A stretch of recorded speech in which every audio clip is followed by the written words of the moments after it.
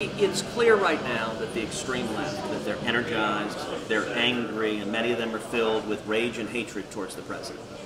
That means we're going to see record-setting turnout among Democrats in November.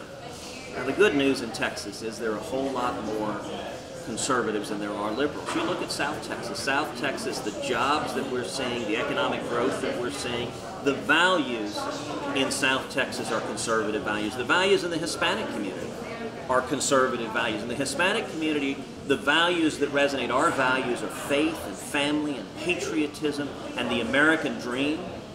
And you know, we're right now, today, we have the lowest rate of Hispanic unemployment that has ever been recorded since we began keeping the data.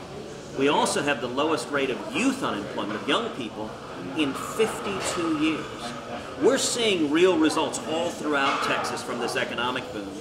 And in the Senate race, there is no political race in the country with a starker divide between the two candidates. My opponent, Congressman Beto O'Rourke, is not doing what Democrats usually do in the general election. He's not pretending to go to the middle. He's not pretending to be moderate.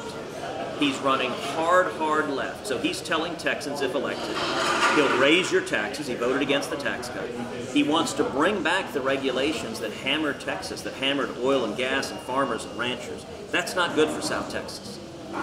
He wants to expand Obamacare into full-on socialized medicine, putting the federal government in charge of your doctor. That's not good for Texans either. On immigration, he favors open borders, and he says he's open to abolishing ICE. That's a quote from him, that he's open to it. That's an extreme, it's a radical position. Texans want to see the border secured. We don't want to see the Immigration and Customs Enforcement Agency abolished.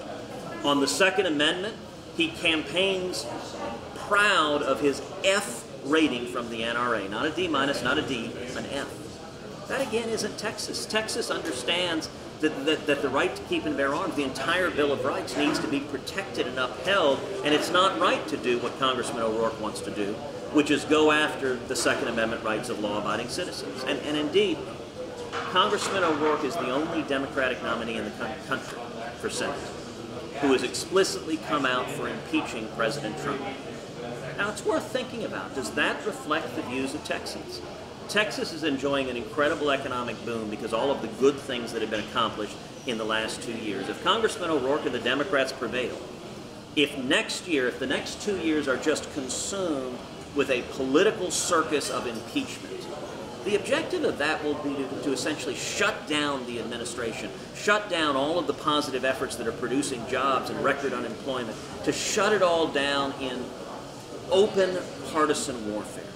I don't think that's what Texans want to see. And so this election is a fundamental choice, and I believe it's going to come down to turnout. That if freedom-loving Texans, if Texans who want lower taxes, lower regulations, more jobs, and to protect our rights, if we show up, we're going to keep Texas bright red. We're going to keep protecting our freedom.